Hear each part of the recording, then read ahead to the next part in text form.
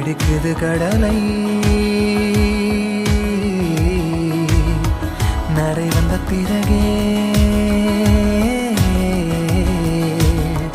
புரியுது உலகை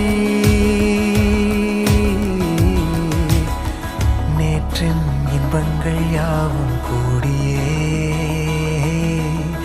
இன்றை இப்போதை அர்த்தமாக்குதே